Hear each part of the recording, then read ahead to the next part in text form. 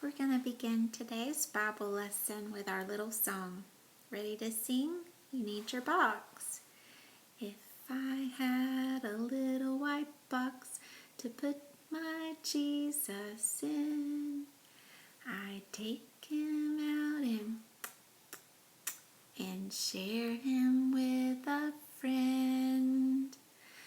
But if I had a little black box to put the devil in, I'd take him out and smash, smash, smash, and put him back again. Here's something else I thought you would like to see and do. This belonged to Mr. Thomas when he was a little boy. This is the books of the Bible. Look how tiny. It unfolds and you can see each section of the Old Testament. Then now the New Testament books. This is probably 49 years old. Yep. So I thought I would share that with you today, as I know you're trying to learn your books of the Bible. Now let's point to this picture. Do you see the yellow cross? I want to show you different examples of the symbol of the cross. Here is a piece of teak wood that was carved into a cross given to Mr. Thomas as a gift. He received this cross when his grandfather went on a trip to Israel and toured the city of Jerusalem. It has string, like if you wanted to hang it up or wear it. Then there's this cross that my daughter Abby made when she was a little girl to wear as a necklace. Do you see the beads around the cross? Look at the colors. What do you think black would mean if each color represented something? Sin. That's right. A sin covered dark black heart before Christ comes in. And then here's this one that belonged to Mr. Thomas. It shows Jesus dying on the cross. And then here's one of my favorite examples. It's a decoration that I put out at Easter. You see it's a cross that's been decorated with eggs and flowers. Very pretty. Now what do all of those things have in common? They're a symbol of Christ's love and his sacrificial death for us. Today you're going to hear about Jesus' arrest, crucifixion, and burial. So I want to show you the picture. Here we see Jesus, and we see guards. It's at night. You see the torches are lit.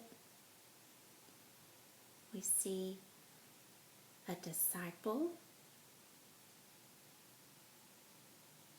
Okay, so I'm going to read to you from the scriptures. This comes from Mark chapter 14 and John chapter 19, and also Mark chapter 15.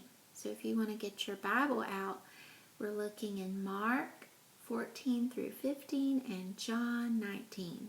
Those are the New Testament scriptures. So I'm going to show you the picture as I tell you the story today. Here we begin. Jesus had done many miracles and taught the people the truth about God. He told the people that he was the Messiah, the Son of God. Many of the Jewish leaders were furious because they did not believe that Jesus was who he said he was. They were afraid that Jesus was gaining too many followers. This could mean that they would lose their jobs, their popularity, their authority, or maybe even their country. Because they were afraid and angry, they looked for a way to kill Jesus. Judas, so I'm going to point him out right here in the picture. Judas, remember we saw him in the picture yesterday at the table with Jesus at the Last Supper. He was the disciple who would betray Jesus. He arranged for Jesus' arrest. Jesus arrested?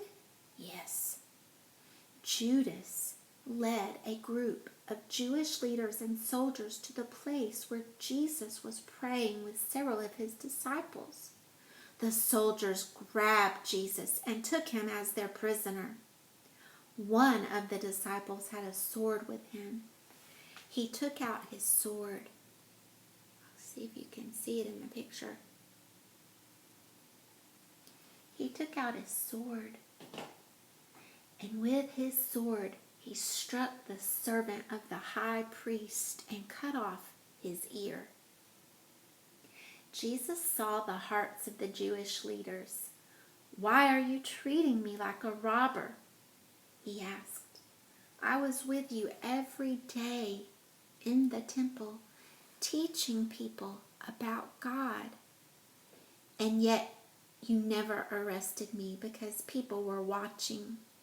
You came here at night." See the darkness. "To arrest me so that the prophecy could be fulfilled." After Jesus was led away, his disciples left him, and all of them ran off. Then Jesus was taken to the high priest and to the Roman governor Pontius Pilate. The Jewish leaders demanded that Jesus be sentenced to die by hanging on a cross, even though he had done nothing wrong. Pontius Pilate allowed the Jewish leaders to crucify Jesus. The next day was Friday. Jesus was cruelly beaten and made to wear a crown of thorns and a purple robe. He was forced to carry his cross until the soldiers made another man carry it for him to a high hill called Golgotha or Calvary. There he was hung between two other men. When Jesus knew that his work on the earth was done, he said, "It is finished." Then he died. One of the soldiers guarding those who were being crucified cut Jesus' side with a spear, proving to those who were standing nearby that Jesus was truly dead. A follower of Jesus named Joseph of Arimathea offered to bury Jesus in a new tomb. Joseph and a man named Nicodemus, another follower of Jesus, brought spices and wrapped the body of Jesus in grave clothes to begin to prepare it for burial. Together they had laid Jesus in the tomb. And that's where we're going to stop today, boys and girls.